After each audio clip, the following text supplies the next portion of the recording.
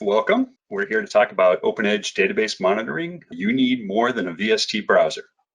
So in this session, we're going to talk about some of the thinking behind creating an OpenEdge monitoring tool and why you cannot simply point a generic tool to the OpenEdge VSTs with some simple SQL queries. We're going to show you how we've incorporated these techniques into ProTop and how you can take advantage of some of the lessons we've learned along the way and hopefully benefit from that. So for those of you who don't know me, my name is Tom Bascom. I've been a Progress user and a roaming DBA since 1987. Yeah, that was a long time ago. I'm a curmudgeon here at White Star Software, where we provide expert consulting services related to all aspects of Progress and OpenEdge.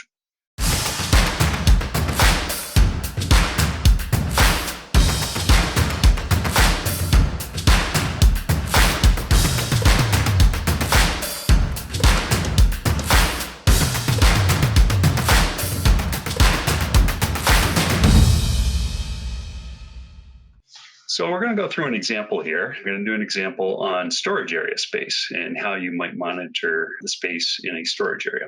Usually we suggest that customers use variable extents instead of trying to stay on top of expanding storage areas as they need to, because our experience has been that people who start out with good intentions sooner or later forget that they need to stay on top of it. They forget to expand an area before it starts writing into the variable area. And before you know it, got a mix of areas that have been properly cared for, and you got some that are just growing into the variable area.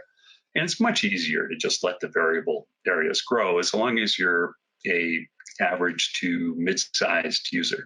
Really, really big databases, then it might make more sense to pre-allocate some space. And some people just like to pre-allocate space. That's just, they're comfortable doing that. They like to do that. So if you're going to do it, you need to have some good information about how full your storage areas are so that you know when it's time to add them to expand the space that's in them.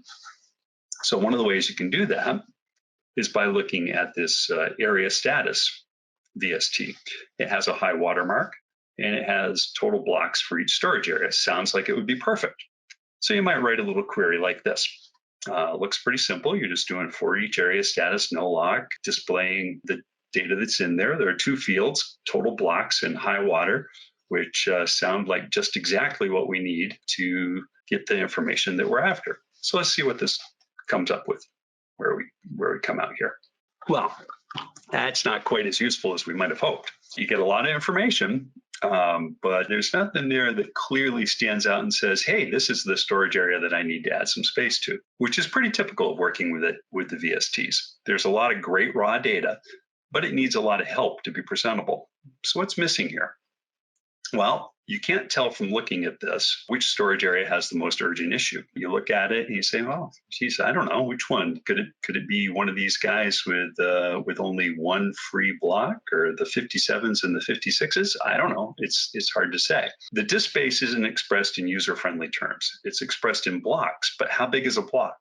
You don't really know. Well, you might remember, but there's nothing in the data that tells you how much space that is in terms of gigabytes or something useful like that.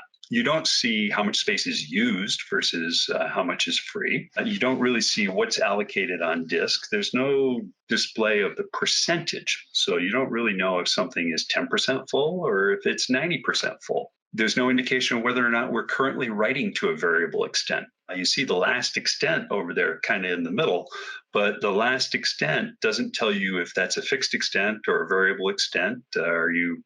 Is it too late? Are you already writing in the variable extent? And you don't see anything here that tells you whether or not you're approaching any size limits. There are limits on the total size of an area, as well as limits on the size of an extent. Those limits vary based on whether you're running workgroup or enterprise, whether you have 32-bit versus 64-bit, and the storage area type, the block size, and the rows per block can come into play too. So those are all things that are missing from this data. And I have a little list here of what's missing. So you can, when you look at this later, you'll be able to see that without having to have taken notes. So to address some of the missing bits, we want to go out and find stuff like what is the block size? So to find the block size, we have to look at underbar area, which is a metaschema table, not a VST. So we pull that together and we calculate the block size in kilobytes because that's more convenient than 8192 or 4096. Then we do some calculations to figure out what the space used in terms of gigabytes is, as well as what the percentage full is. And you can see the report is a little bit, or quite a bit, more readable now. We have an idea of how big these storage areas are and what their usage percent is. But we very quickly noticed that a lot of these storage areas are either 99.99% full or 100% full. And the reason for that is that once you start writing into the variable extent, you're always going to be 100% full. So there's no way to easily distinguish between I'm writing in the variable extent and I'm at the end of my last fixed extent, which is kind of a problem. So we're still missing some useful data for managing storage areas. We don't know easily what is the most urgent issue. It would be better to have a more useful percentage full, like perhaps how full is the last fixed extent. We don't have a clear picture of how much space is allocated on disk. We know how much space we're using within the storage area, but if the storage area has been pre-allocated, it's using more space than that on disk. We don't know easily. We can guess when we see 100%, but we don't know for sure if we're writing to a variable extent. We don't even know for sure that we have a variable extent. And again, the size limits are not really addressed here.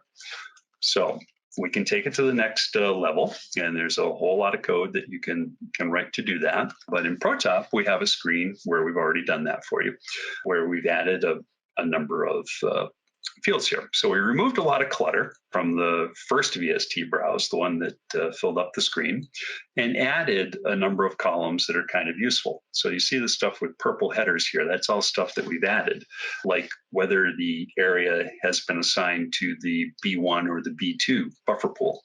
How much space is allocated versus how much is variable. To get that, you have to do a loop over the extents. So you have to go over the individual extents and add them up and determine whether they're fixed extents or variable. To do that, you can't get it just from underbar storage area. Underbar area status.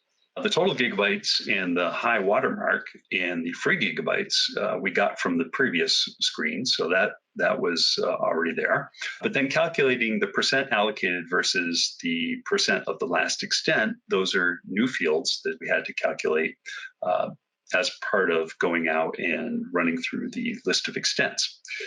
You see that we have the percent allocated all in red here because all of these extents, if you were managing fixed extents, would need to be expanded. This particular customer is not running things that way, so the percent last X column is not in red. Then it's convenient to know the block size, which is 8K for this database, so they're all going to be 8s.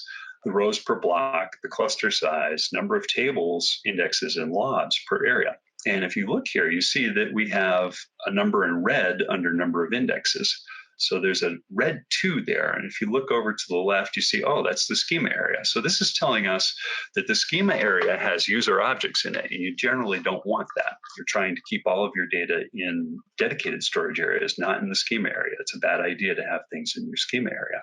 So there's 2 indexes here that need to be moved somewhere else, which is also what the asterisk is telling us over in the over to the right. And then we see that all of our extents, or all of our areas, do have a variable extent, and that none of them are anywhere near, even though they're quite large, well, reasonably large, none of them are anywhere near the maximum size for this particular combination of characteristics. So this is an enterprise database, 64 bits, modern version of Progress. The maximum area size is much, much larger than double-digit gigabytes. So we don't need to worry about that.